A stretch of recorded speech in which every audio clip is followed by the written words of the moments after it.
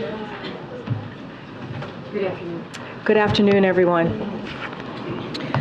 This morning, the President and the Vice President, who joined from Air Force Two while en route to Las Vegas, met with senior administration officials, including Attorney General Merrick Garland, Secretary of Homeland Security Alejandro Mayorkas, Director of National Intelligence Avril Haines, White House Chief of Staff Jeff Zients, FBI Director Chris Wray, National Security Advisor Jake Sullivan, Principal Deputy National Security Advisor John Feiner, and Homeland Security Advisor Liz Sherwood Randall. The President, Vice President, and their national security teams discussed steps they are taking to safeguard the homeland and the people of the United States, including Jewish, Arab, and Muslim communities, following the Hamas terrorist attacks in Israel. We are in touch with faith leaders and communities across the country to provide support, listen to their concerns, and offer the full resources of the federal government during what is a very difficult time for many people in the Jewish community, but also for people of all faiths.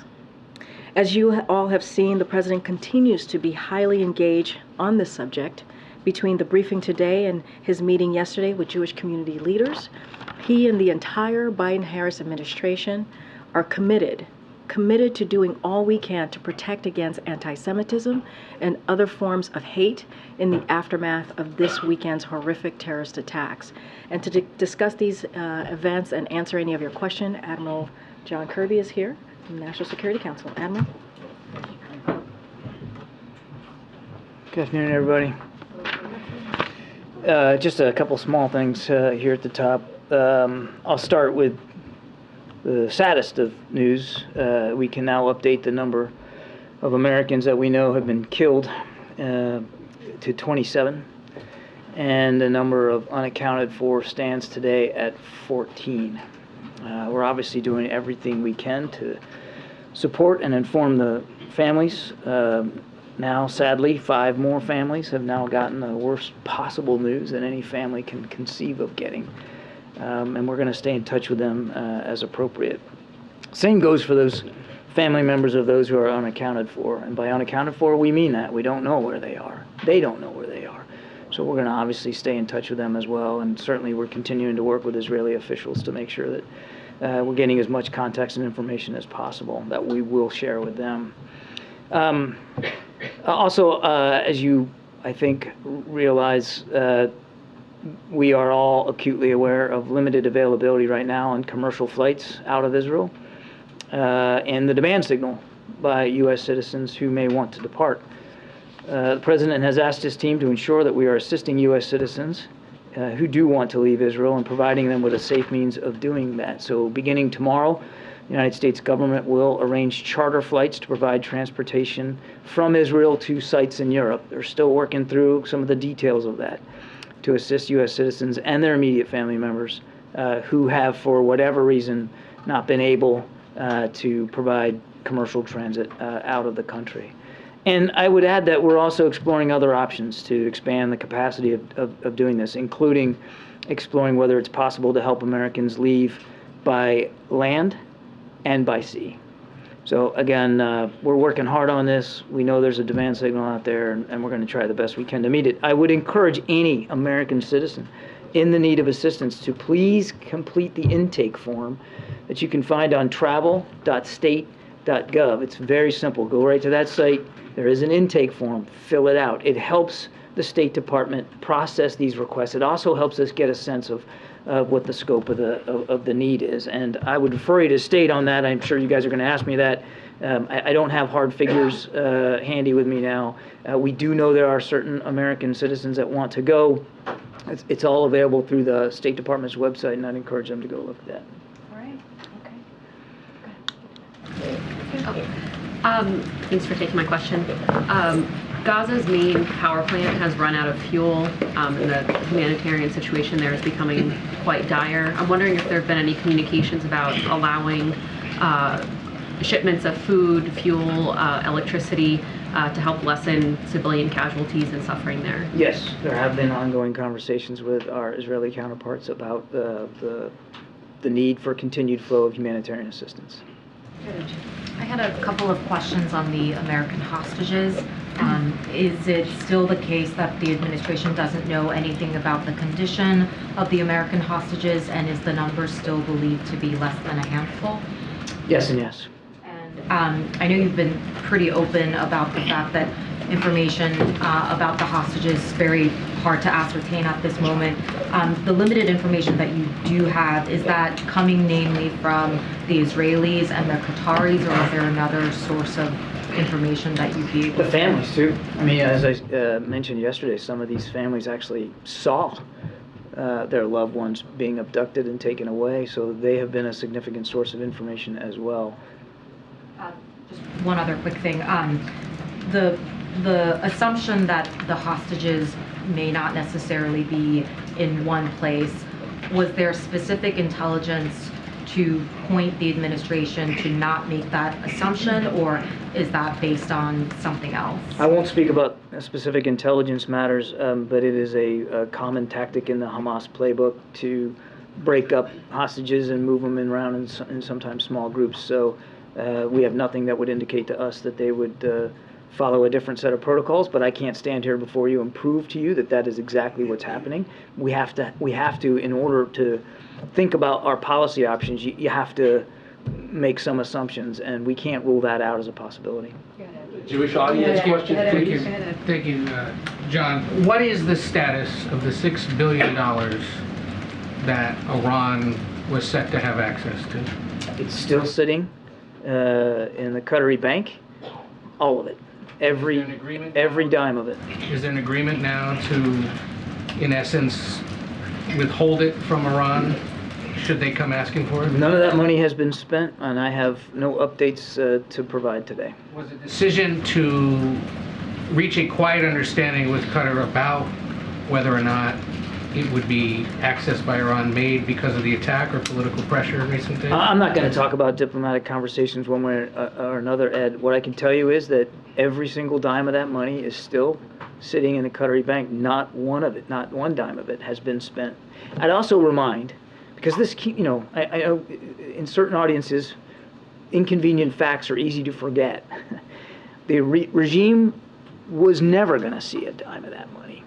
And this account, although it's moved from South Korea to Qatar, was set up by the previous administration for this exact purpose. In fact, I think it was back in 2018, the former Secretary of State, Mike Pompeo, actually talked in quite some detail about how this money in these accounts could only be used for humanitarian purposes and that there was going to be oversight. We've done nothing different. It is the same process. All we've done is move that funds from South Korea, where for some technical reasons it wasn't accessible, to Qatar, where it is more accessible. All that said, none of it has been accessed by the by Iran at all. And even if they had accessed it, it wouldn't go to the regime. It would go to approved vendors that we approved to go buy food, medicine, and medical equipment, agricultural products, and ship it into Iran directly to the benefit of the Iranian people. And let me ask you one other. Has the United States independently verified the photos released by the Israeli Prime Minister's Twitter account today showing the images of dead children? I don't think we're going to be in the business of having to validate or approve those images. Are coming from the Prime Minister of Israel, and we have absolutely no reason to doubt their authenticity. Jewish audience question, please. To follow up on these questions about the $6 billion, I understand Iran hasn't accessed any of this yet. It's intended for humanitarian purposes, but there have been reports of this quiet agreement. So, yes or no, if Iran wanted to access this today, could they? I'm not going to speculate one way or another here about future transactions. What I can tell you is none of it has been accessed, and we are watching every dime, as you would expect we would. We're watching it very, very closely. So you're not going to still tap into it? I'm not in a position to speak about these press reports. I'm telling you, nothing's been accessed, and we have oversight. We have oversight over what can be accessed and for what purposes. And on another topic, the president said yesterday that he told Netanyahu that it's important, even with all of the emotion and anger and frustration, that they operate by the rules of war. Why does the president feel the need to underscore this point? The president feels strongly about the law of armed conflict and the proper respect for innocent life anywhere in the world, no matter where it is. And that certainly includes maybe even especially includes our own military operations. But is the president worried that Israel may have already violated the rules of war, or that they might going forward? It's just part of the conversations that we've been having with our Israeli counterparts about the prosecution of these military operations. The Palestinian people are likewise innocent civilians. They didn't ask Hamas to come in and do this, and I think it's always on the president's mind, the protection of civilian life. And just one last quick thing. I'm wondering what you made of the former president last night, calling the Israeli defense minister a jerk, saying that Hezbollah was really very smart. I'm not going to comment about comments on the campaign trail. That's well beyond the pale for me. Good, Jeff.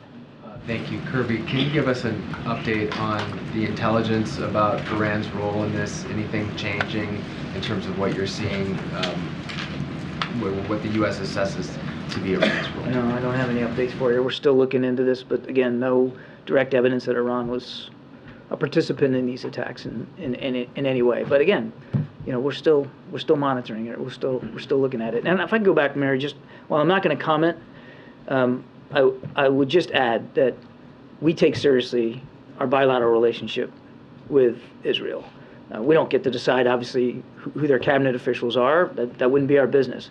But we have strong relationships with them, and it's important now that those relationships continue to improve and grow, particularly in this time of crisis. And so we're focused on getting things done and supporting Israel. That's where our heads are. Joey. Yeah, thanks, Karine. Admiral, speaking of Iran, what did President Biden mean yesterday in his remarks when he said he, quote, made it clear to Iranians, be careful? What was that referring to? It refers precisely to his comments the day before about not wanting to see any third party, be it a terrorist group or a nation state, that might have hostile feelings towards Israel, that thinking that this might be a good time to take advantage of that and to widen and expand the conflict. Very much in keeping with what he said the day before. Well, was that message communicated to Iran, or? The President of the United States said it publicly. I think that's pretty good communication. Jewish audience question, please. Thank you, Admiral.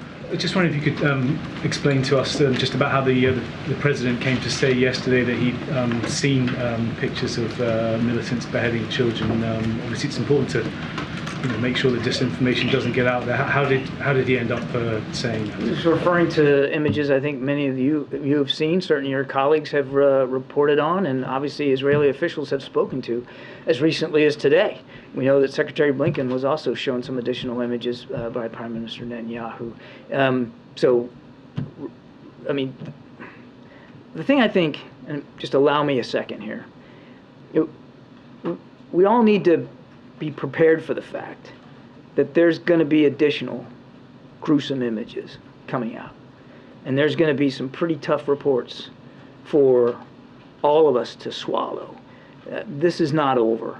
And all that is, certainly the President's comments yesterday, to underscore the utter depravity and the barbaric nature with which these terrorists murdered and butchered innocent Israeli civilians.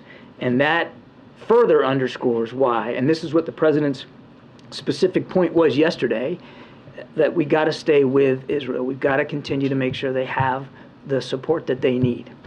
But is the President actually seeing the photos? Yesterday there was... A couple of follow-up questions actually to what Mary had been asking. Regarding the issue about abiding by the laws of war, Israel does continue to halt supplies of food, other aid materials to Gaza. So I'm wondering if the U.S. feels that is an appropriate action by the Israelis, and if you made any concerns about that to the Israeli government. We are having conversations with Israeli officials about the continued need for humanitarian assistance for the Palestinian people who are victims here as well. Does the U.S. see that as any sort of a violation of the laws? I'm not going to stand up here and put a bumper sticker on it. We are having active conversations, as we would anywhere around the world, with their Israeli counterparts. And regarding the former president's comments last night, setting aside the politics of it, do you have any concern that he may have revealed classified information as it relates to the death of Soleimani in 2020 in his comments last night? I'm not in a position to comment on that right now. Jackie. Thank you, Karine.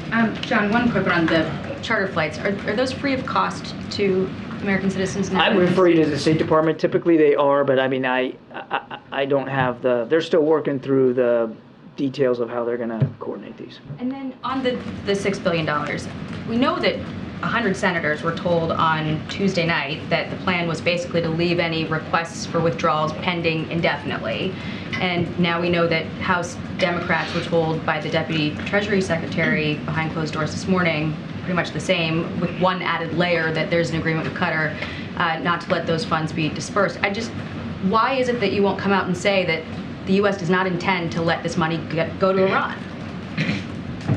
Jackie, we've always had, since the beginning, we've always had the ability to provide oversight over the disbursement of these funds. We've always had the option, if we wanted it, to look at transactions and to make a call about whether we found it valid or not. That has not changed. And even now, as you and I are speaking, none of that money has been accessed by anybody. It's still all there. Is it because we think that freezing it essentially again would complicate any negotiations with Iran or our ability to get Americans home in the future? I'm not going to go into any more detail. Okay, and then on the overland and by sea and by land efforts, I guess why is it that we find ourselves in so many situations trying to get Americans out, and that it's largely happening, not through a government effort, but we're telling, civilians to find their way across a border in a war zone. It happened in Ukraine. Why is it that we found ourselves in that position so many times, it seems? In what position exactly? Where we're directing American citizens to basically find their own way to U.S. help on the other side, whereas you've got other countries that are sending their military in or doing evacuations in a more formal way. Well, first of all, Americans and dual passport holders live all over the world, and sometimes they choose to live in places where bad things happen. We're not in a position of lecturing to Americans where they can go live, work, or travel, recreate. Number two, they don't have to tell us that they're there. So sometimes it's really hard to get a sense of what the population is.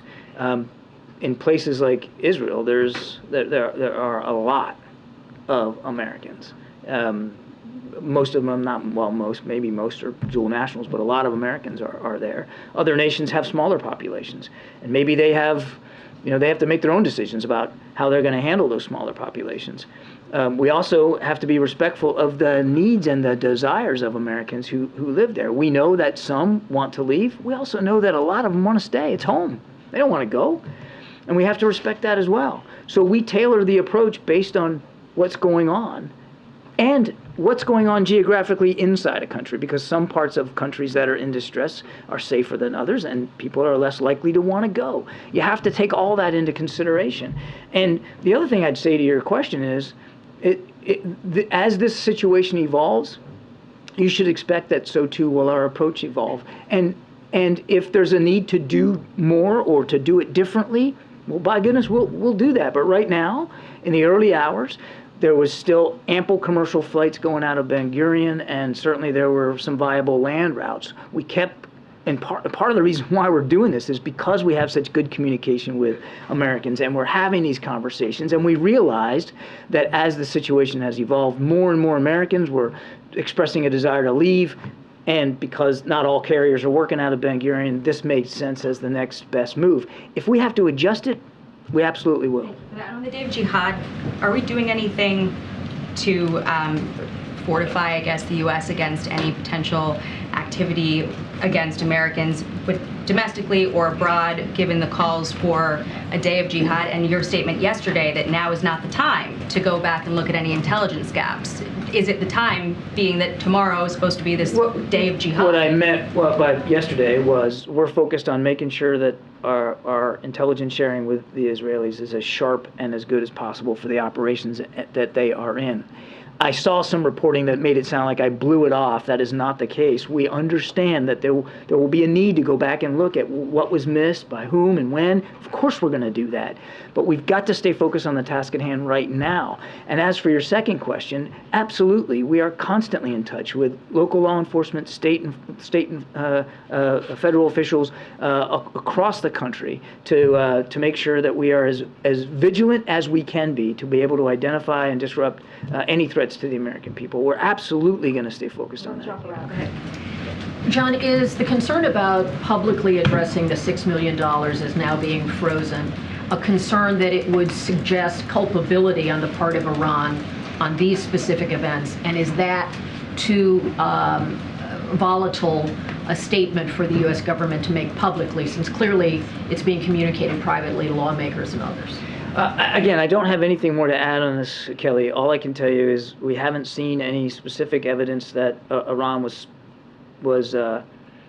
involved specifically with these attacks. But as we've said, broadly, yes, they're certainly complicit. We're not walking away from the fact that Iran has supported Hamas and other terrorist networks. So this is not about being unwilling to speak to culpability. We've already spoken to the culpability and complicity of Iran with respect to support to terrorist groups. I'm just not able to go into more detail than that. I would tell you that, again, I'm reminded, I know I sound like a broken record, but not a dime has been accessed, and we are watching it very, very closely. When the president spoke about the hostage situation in yesterday's event with Jewish community leaders and the fate of Americans broadly, and that he didn't want to say too much publicly for obvious reasons, could you just speak to what his view is about an American military role in another country when Americans' lives are at stake? How would he view the calculus there? Is it deferring to the Israeli, the IDF?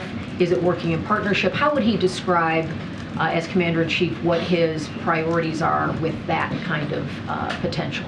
As Commander-in-Chief, his first priority is always the safety and security of Americans that are overseas, as well as our own national security interests. And we have national security interests throughout the region. Moving the carrier strike group to the Eastern Med is part and parcel of that concern he has of our broader national security interests here. Now, the Israelis have made it very clear that they don't want foreign troops on their soil, that they want to prosecute these operations on their own, and they have every right to want to do that. Now, we have some experts that were already in country providing advice and counsel on like hostage recovery. We obviously have a terrific information and intelligence sharing relationship with Israel. We're working to improve that. And certainly we have a strong defense relationship when it comes to providing weapons and munitions, and we're doing that. And so no, there are no intentions, no plans to put American troops on the ground in combat. He hasn't been given any updated... And there is no interest by the Israelis. Or options to that effect since Saturday? There are no plans or intentions to do that, so there are no active planning efforts underway to do that. And the Israelis have made it clear that they would not welcome that in any event. What we're going to do is make sure that, and this is a very capable, small, but very capable military, and we're going to do everything we can to improve those capabilities. Thanks a lot. Thanks a lot, Karine. Go ahead. You guys fight it out. Kirby, is the U.S. contemplating the creation of a humanitarian parole program like the one for Ukrainians, for people of Israel or people on the ground? I'm not aware of any such plans. And I have another question. Is the U.S. willing to withhold the military aid to Israel until they create a humanitarian corridor? We are providing them military aid as we speak. So no, there's no plans of holding back military assistance.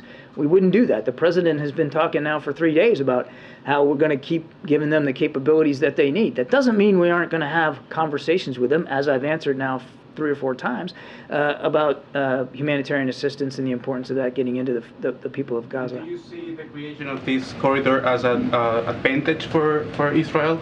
As a what? As a strategic advantage for Israel creating the corridor? It's the right thing to do for humanitarian assistance. It's the right thing to do for innocent victims who are actually being held hostage, literally as well, by Hamas.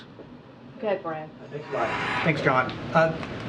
The oil sales coming out of Iran have increased over the last year. Is the U.S. looking at what it can do with the existing oil sanctions to decrease the the amount of barrels coming out of Iran? Without getting into specifics, I can tell you that we are constantly reviewing our regime sanctions against Iran, and we will continue to do that. Should we expect some announcement or That's as far as I'm going to go today. Of those sanctions? That's as far as I'm going to go today. Yeah, Jay. Thank you, Karine, and thank you, John. I'm here. Okay, I know, I see you. I have two questions for you. And first question regarding arms trade between Hamas and North Korea. Hamas used the North Korean rockets to attack Israel. Can you tell us about the current situation where North Korea is providing weapons to Hamas? And second question, how will the Middle East crisis affect United States security strategy on the Korean Peninsula? I can't confirm the reports about the rockets. I'm happy to take that question and see if we have more information on it. I just don't have that today.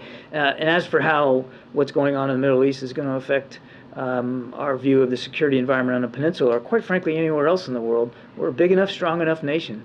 And we've got global responsibilities to look after our national security interests anywhere and everywhere. We're still also supporting Ukraine in their fight against Russia. We're still doing an amazing amount of work in the Indo-Pacific to shore up our alliances and our partnerships and to try to increase stability, security, and prosperity throughout the region. So we're not worried about our ability to do all those things. Good, Ted. Yeah, thank you. On the $6 billion, I'm trying to figure out if you're saying that policy hasn't actually changed in any way, or just that you aren't willing to talk about changes that may have happened in the last 24 hours. It's the last one. All right. And lovely. Thank you for clarifying. The other question is, on Morning Edition today, we had someone on who is an American citizen living in Gaza. Is the United States doing anything to help American citizens who are trapped in Gaza who may want to get back to the U.S.? These are the hostages, Palestinians. but yes, like dual passport holders. Yeah, the first and most important thing that we're trying to do is as I mentioned yesterday, allow for safe passage. Right now, they can't leave, so we would have no physical means of permitting that transit out, and so that's why we're so actively having conversations with the Israelis and the Egyptians about a safe passage corridor so that people who want to leave can leave. And then at that time, if it's onward travel that they might need, then, we'd be more in a position to be more physically involved. Does that make sense? Okay. Yeah, I was going to address your first question, but I think I'm just going to leave it. Well, you could. No, I'm going to leave it. I'm going to leave it. Good, Jeff. Thanks. Just to go back to the president's comments yesterday about the pictures, he said he never thought he would see and have confirmed pictures of terrorists beheading children. At that point in time, had he seen such photos? What had he seen that made him say that? I don't have anything to add to what he said. I mean, again, you guys have all reported on these atrocities. Some of your outlets have even run some of these images. They're plain for everybody to see, and Prime Minister's office has spoken to that. Even before today, they'd spoken to these kinds of atrocities. And again, today, the Prime Minister showed Secretary Blinken some additional grotesque imagery. Sorry, one more. On the aid package, is there anything you can tell us about what the request will be to Congress, what that's going to look like, what the conversations are there? Nope. I had the same question as Catherine. But can you just specify whether or not Taiwan funding and possibly border security funding could be a part of that request? Nope. Peter. Admiral, the Hamas representative gave an interview to Russian television, which they said they'd be willing to trade hostages for Hamas prisoners in any prisoners, including in the United States. And they specifically said the United States has traded prisoners before, citing the Iran deal that was just made. Is that something the United States would consider doing in the case of the American citizens? I haven't seen that particular report, so I'm going to be loath to comment specifically on it. What I will tell you, just broadly speaking, is we obviously take seriously our responsibilities to get Americans held overseas back with their families. We have in the past entered into negotiations to do exactly that, and we have not foreclosed any option right now in terms of these particular hostages. Obviously, if their return to their families can be arrived at in a peaceful way without additional risk to their lives, that is certainly something we would take very, very seriously. Possible release of people that we might be having in our prisons? Again, I won't get ahead of where we are. Even, Peter, even if I had more knowledge about this offer than I do today, my answer to you would be the same. It's never a good idea to negotiate for the transfer of hostages or detainees in public, lest you torpedo the actual success you're trying to achieve. But I don't have a lot more granularity or context on this. All I can tell you is, as Jake said himself better than I can, we'll do everything that we can, everything possible that we can, to get these Americans back home. I would remind Peter, we still don't have a lot of information about exactly how many, where they are, not even all who they are. So there's an awful lot of information we need to gain before we come up with any concrete policy options.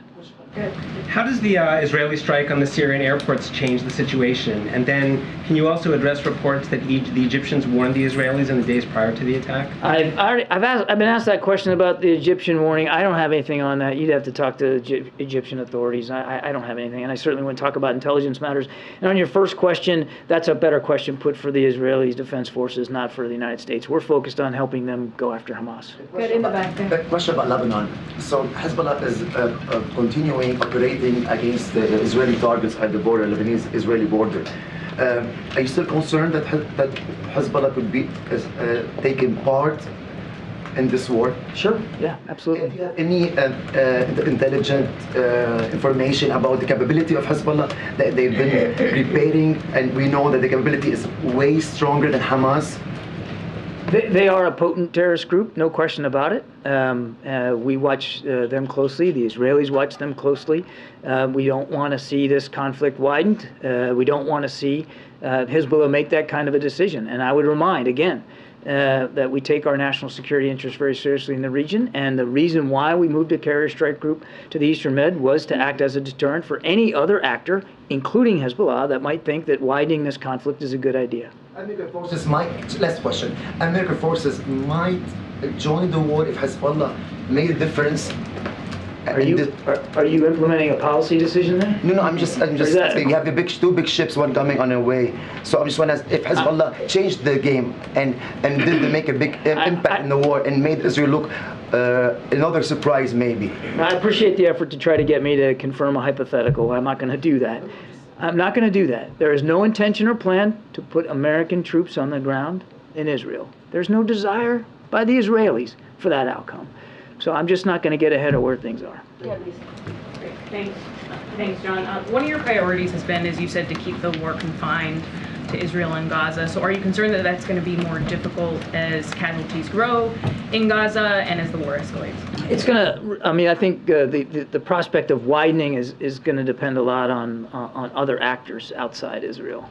And then just a quick follow-up. The U.S. is accelerating PGMs that Israel already paid for and then potentially considering sending even more after that. Have there been any restrictions put on how Israel uses those weapons, and if not, why not? I won't speak about that for Israeli operational security reasons, and I'm not even going to get into detailing the kinds of munitions that are being provided to them. The Israelis have a right to have that information protected for their own ability to conduct operations. Go ahead, Nadia. Thank you. John, I'm here. No. I want to press you on a previous question. Good. This administration... I like that. Good. This administration fought very hard against misinformation. You hold the truth as a gospel. So facts matter, I guess. When you have misinformation, it leads to incitement and what to come. So again, whether it's the stories of beheaded babies or the rape, I just want to make sure that you are 100% sure of these stories because they prepare us to what to come. And I have in mind the Iraq War, where notable outlets, including many of our colleagues here, had disseminated misinformation and governments lie, actually, about the war. There's no comparison here, but I'm saying... There's no comparison whatsoever. Yeah, I don't take somebody else's information as if you don't verify it yourself. So you're saying there's no need to verify it yourself because you trust the sources. And I'm asking, my question to you is how do you separate between facts and misinformation? I mean, I taught a whole class at Georgetown on that. I mean, we could talk about this for hours. I mean, look, obviously we take seriously... What's that? You're going to have to register. You're going to have to register for the class. I'll take the full course with you, Jim. I don't know if you can handle the reading list, James. Look, we take it very, very seriously. The need to be as factual and certainly truthful as we can possibly be.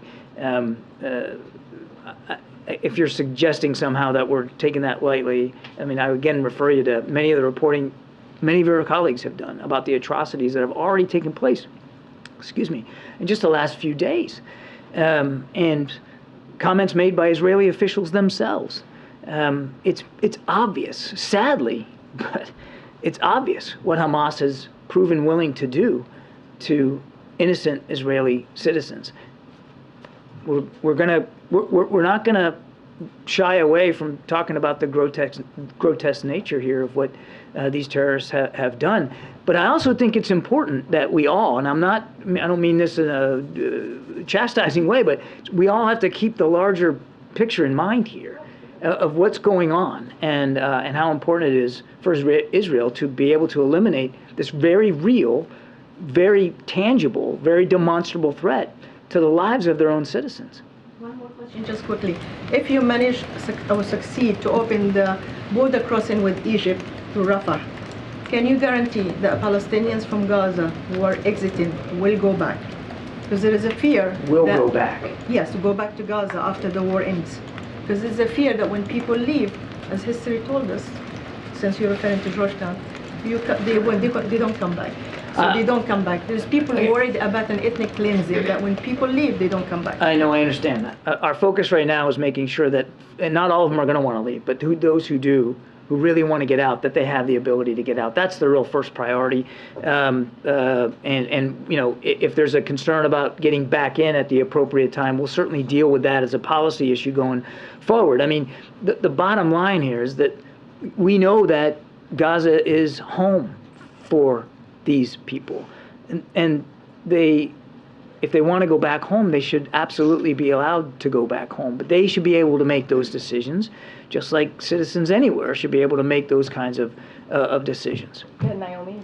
Thank you. Today, Senator Bob Menendez was accused of being a foreign agent. Is the White House considering or will consider putting a national security assessment on the situation? I have nothing to update or comment on that. Yeah. Thanks, Karine. Hi, John. Is the White House concerned or have any response to the court order in Kenya that temporarily blocked deployment of security officers on the multinational mission to Haiti? And if this legal challenge is successful, is that concerning? Does that change the U.S.'s pledge in this mission? I'm going to have to take that question, sir. I wasn't tracking that. I don't want to speculate. Thank you. Karine. Thanks, Karine. Thank you, John. So a follow-up question on social media and misinformation. Social media platform X says it has removed hundreds of Hamas-affiliated accounts and has taken down thousands of posts since Hamas' attack on Israel.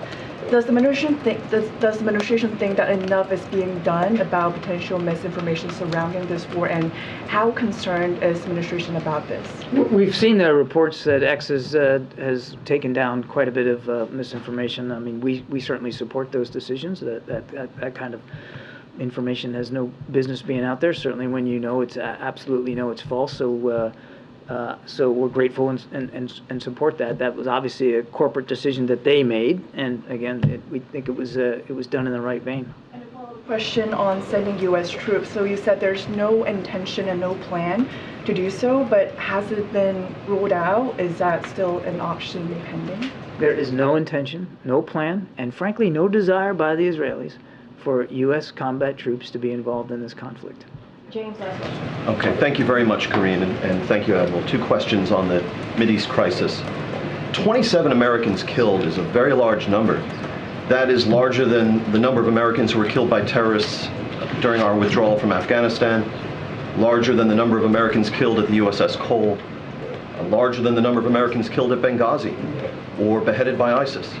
And I believe it's accurate to say that after all of those events, direct U.S. military action was ordered by the Commander-in-Chief. 27 Americans killed Why is it the posture of the Biden administration to just let Israel handle this job, in essence, instead of U.S. forces going in and getting the guys that killed our people? James, we will do, as Jake said, everything we can to get those American hostages home with their families.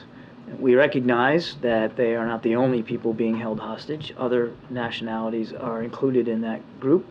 We don't have enough information right now to make a policy decision about how to do it. So I can appreciate the sense of urgency in your question. Believe me, we share it. But we aren't going to act one way or another until we have enough information to act upon. And then on the hostages issue, you have suggested that it's a very small number of hostages, American hostages, being held in Gaza, less than a handful. Treat yourself. And I assume that that assessment is still operative. Has there been any discussion amongst President Biden and his aides about how to avoid the fate of Jimmy Carter in this situation, where we actually saw the President of the United States and his administration become, in effect, hostages themselves to a foreign terrorist organization?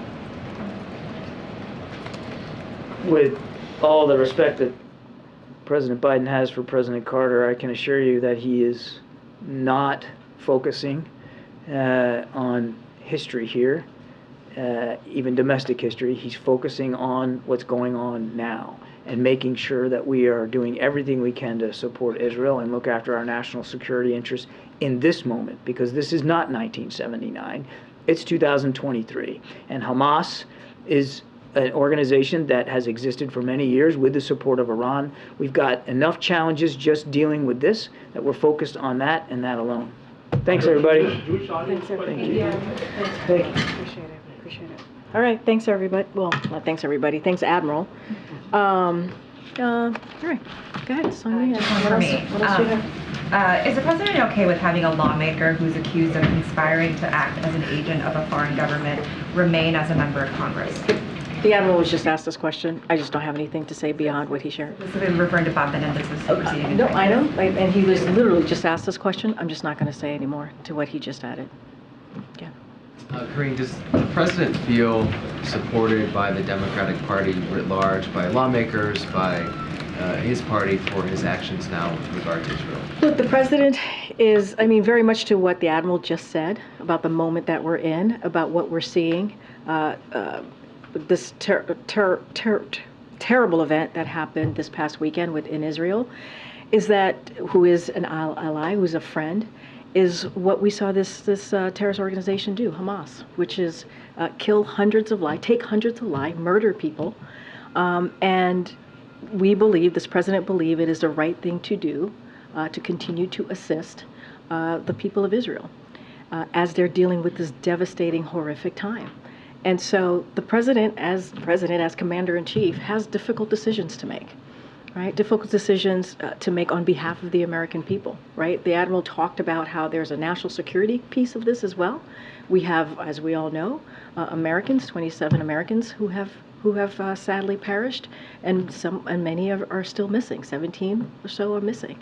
And so it is the president's duty as commander-in-chief to do everything that he can to protect us and to also assist in this horrific events that we saw this weekend. My question is more, does he feel that his party is supporting him in that? And does he sense divisions among some parts of the party? I can't speak to, we're not sensing division, right? The president is focusing on the job at hand. The president is going to always focus and make sure that Americans and our national security is front and center. And this is part of that. But also, Israel is a friend. And what they have gone through, the people of Israel have gone through these past couple of days, is horrific.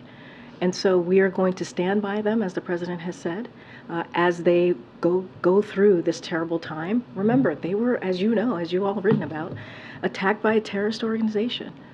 And so the president's going to continue to do his duty as commander-in-chief, as his president. Okay.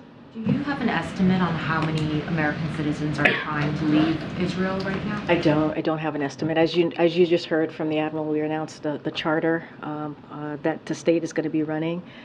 Just don't have any intel. And the commercial flights are still ongoing in Israel, so there are opportunities for folks to leave. I just don't have any number for you. And are there any active threats that on the domestic front that law enforcement is tracking at this moment stemming from Saturday's attacks? What I can say is that we're always monitoring. Clearly, we're going to monitor to make sure, that to make sure if there are any threats. Obviously, we would address those, but there's nothing active that I can announce to you or lay out to you at this time. There is. We're monitoring right now, but there are no active threats at this time. Now in the second week without the House having an elected speaker, does that change at all any conversations the president may be having with senior House leaders, Republicans, Democrats, about speeding this process along? Which process? Of electing a speaker. I mean, look, it's their process to run. They are, this is the House Republicans, as I've said over and over again. It is their process. The president doesn't have a vote. It is what we're seeing is certainly shambolic chaos that we're seeing over there on the other side of Pennsylvania Avenue, and they need to get their act together. There's a lot of work that needs to be done on behalf of the American people. We've said this over and over again. They need to figure this out. How are they going to select their speaker? That's up to them. But of course, the president wants to continue to move forward on making sure that the business of the American people is done. But it doesn't stop the president for continuing to do the work. We announced junk fees the other day. The president has been being pretty engaged and active every day on behalf of the American people, and that's something that he's going to do. But of course, we want to see the House Republicans get their act in order. Understanding the sort of uncharted territory that this is, there is not it is a role. territory. Yeah. It is. No, I understand that. So I'm asking, there's not a role then that the administration sees that the president could play here to try. It is not for us to fix. It's not for us to fix the chaos in the House Republicans. It's not for us to fix. They have the majority, as you know, in the House. It is for them to fix. We've never seen a conference behave this way or be this chaotic. It is important for Republicans who have the majority to figure this out. And get there and get they created the situation and they have to figure it out and elect their speaker so we can move on. Karine, will you take our Jewish audience? So I want to talk about CPI inflation. The CPI inflation report came out today. It was hotter than expected, 3.7% year over year, unchanged from the prior month. You talk about all the spending last year to lower costs. The last couple of months, how is that lowering costs? So look, what we believe is that Bidenomics is an action, right? You're talking about lowering costs, right? And that's something that the president is certainly continuing to do. Inflation is falling while employment remains strong. As you speak to CPI, inflation has fallen 60%. Since last summer, and the core inflation, as you're speaking to this data, fell to its lowest level in 2 years, and so that matters. Let's not forget about wages are higher than they were last year, accounting for inflation. Prices fell for core goods like cars and furniture for the fourth month in a row. All of those pieces are in the data, the CPI that came out today, and that matters. But people still hear Bidenomics and they see rent is up 7.4% year over year. Car repairs, car insurance is up almost 19%. So costs are not coming down for all Americans. So here's the thing. As we know that when it comes to housing, people are still dealing with a lot, right? We understand how that economic hardship as it relates to housing specifically. That's why the president put forth a plan to deal with, on the federal level, how to help people lower costs with housing. So that is important as well.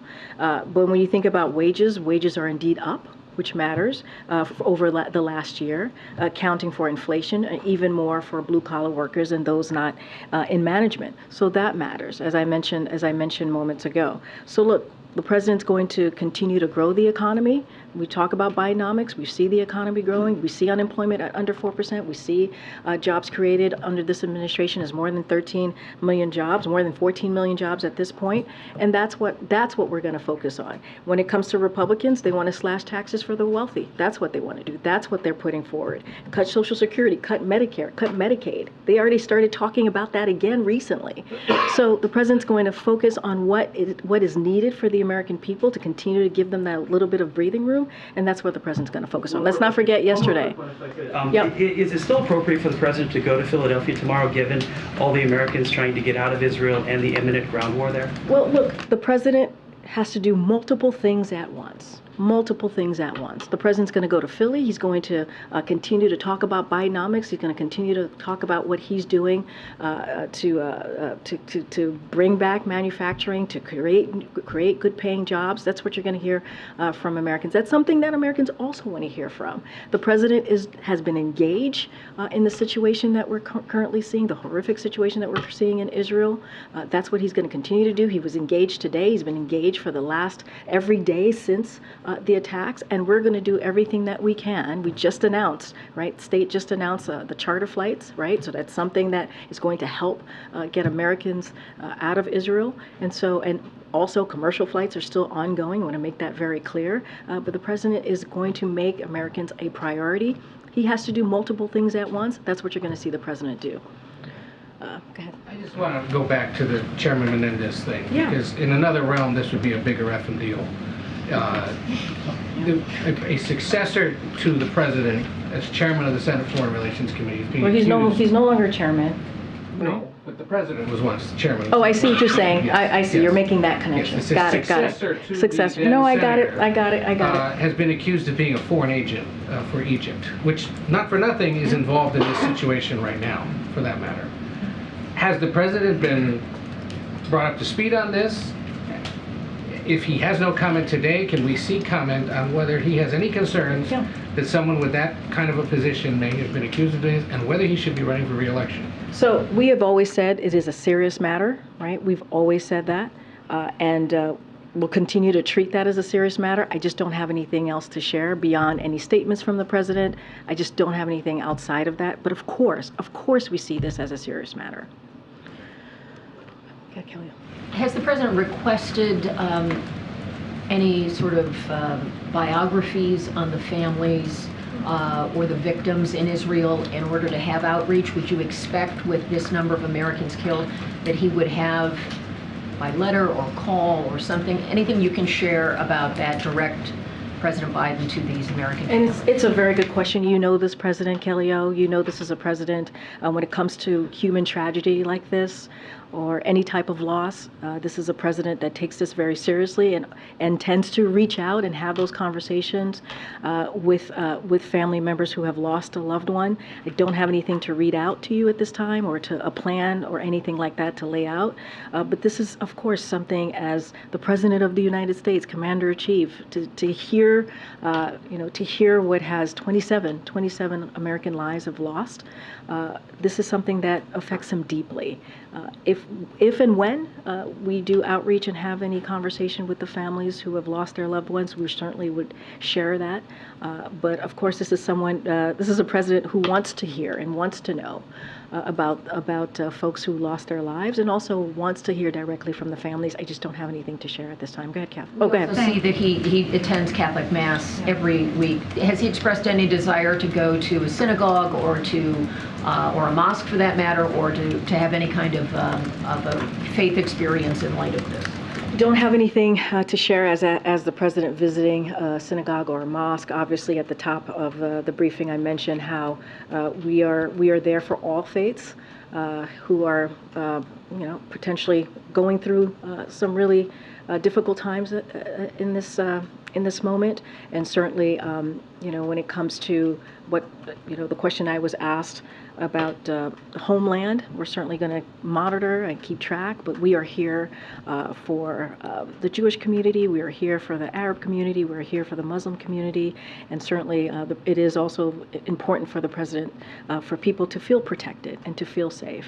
And that's what his Homeland Security is doing, his advisors here. That's why he met with them today to get an update, and certainly we're going to stay on top of that. Catherine.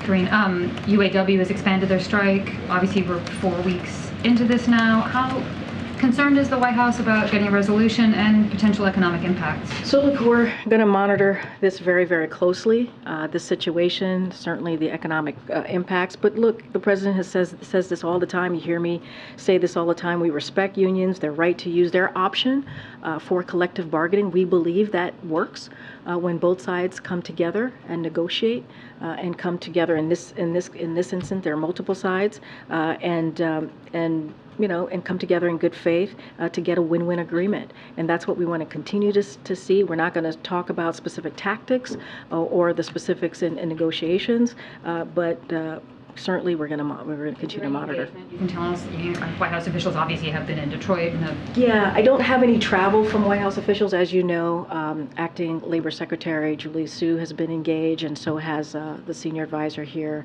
Gene Sperling, have been the two people who have had direct communication, and certainly not part of the negotiation, but offering any assistance that might be needed to the Big Three and UAW. I just don't have any specific engagement to read out or any travel at this time. Katia. Yeah, just one quick question. Has the crisis in Israel caused the president's major address on Ukraine to be delayed? And does he still plan to deliver it? I don't have any update on the president's Ukraine address. I'm sure that we will continue to hear from the president. As he said this week, next week he's going to put forth a supplemental plan on additional funding that he's going to be asking for, and don't want to get ahead of that. Certainly the best path forward. I just don't have anything to share on any remarks or extensive remarks that the president will be giving or might give on Ukraine, but certainly you guys will continue to hear from the president on all important matters, whether domestically or foreign. Okay, thank you so much. Audience question, please. Thank you.